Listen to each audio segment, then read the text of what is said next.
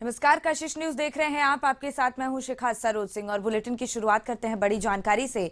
जहां लोकसभा चुनाव 2024 के आखिरी चरण का कल मतदान होगा।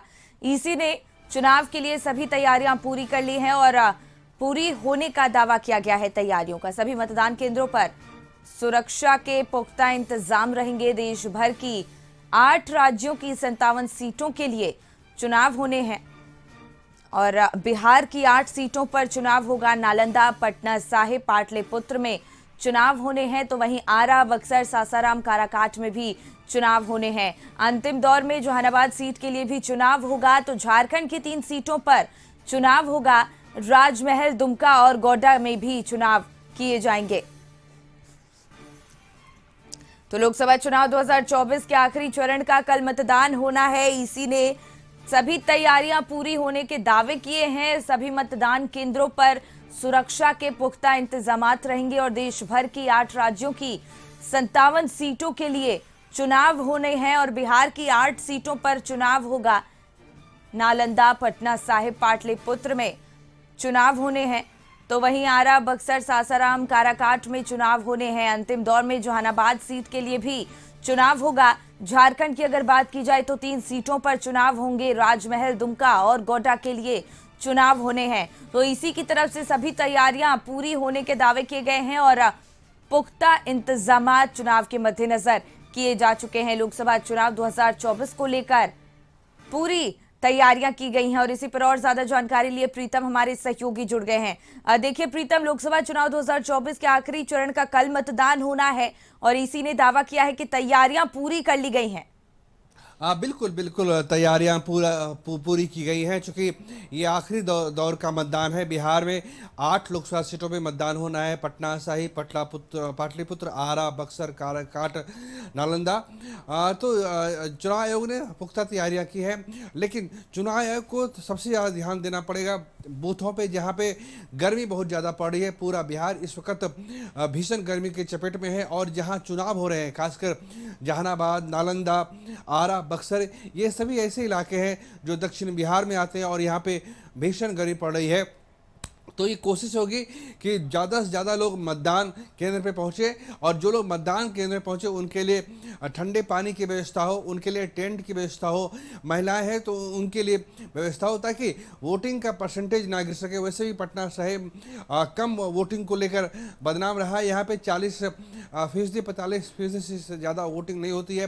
पटना साहिब एक तरीके से शहरी इलाका है, पॉश इलाका है, साधन संपन्न लोग रहते हैं और उनमें मतदान के प्रति एक थोड़ा उत्साह कम देखा जाता है। लिहाजा निर्वाचन आयोग की ये कोशिश होनी चाहिए कि जो प्रशासनिक तैयारियां हैं वो तो हो गई हैं। जहाँ पे सुरक्षा बलों को लगाना है, जहाँ पे पुलिस को लगाना है, जहाँ पे मतपेटियाँ, जहाँ पे ईवीएम भेजना है, वो प्रिजाइडिंग अफसर है, रिटर्निंग ऑफिसर है, मतदान कर्मी है, ये सभी लोग तो अपने अपनी जगह भेजे जाएंगे। लेकिन सबसे बड़ी चुनौती सुरक्षा से ज़्यादा गर्मी को लेकर है। गर्मी भीषण हो रही है और इस बारे में निर्वाचन आयोग को देखना पड़ेगा कि कहीं गर्मी के चक्कर में वोटिंग परसेंटेज कम ना हो जाए। जी शिखा। बिल्कुल प्रीतम, बहुत बहुत धन्यवाद आपका तमाम जानकारी के लिए। और इसी पर और ज्यादा जानकारी लिए संदीप हमारे सहयोगी रांची से जुड़ गए हैं। देखिए संदीप, झारखंड की 3 सीटों पर भी चुनाव होने हैं। राजमहल, दुमका और गोड्डा में चुनाव कल होने हैं और ऐसे में इलेक्शन कमीशन की तरफ से दावे किए जा रहे हैं कि तैयारियां पूरी कर ली गई हैं। वहां पर क्या कुछ खास व्यवस्थाएं की गई हैं?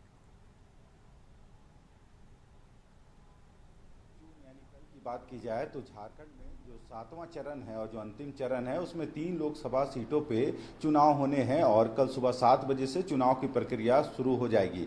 हालांकि इन 3 जिलों लोकसभा क्षेत्रों की बात करें तो दुमका, गोड्डा और राजमहल, ये 3 लोकसभा क्षेत्र है जहां पे कल चुनाव होने हैं और लगभग इन तीनों लोकसभा को मिलाकर देखा जाए तो लगभग 52 प्रत्याशी हैं वे इस चुनावी मैदान में खड़े हैं। वहीं इनके जो भाग्य का फैसला है, 53 लाख जो मतदाता है, वहां की जनता है, वो वो करेंगी।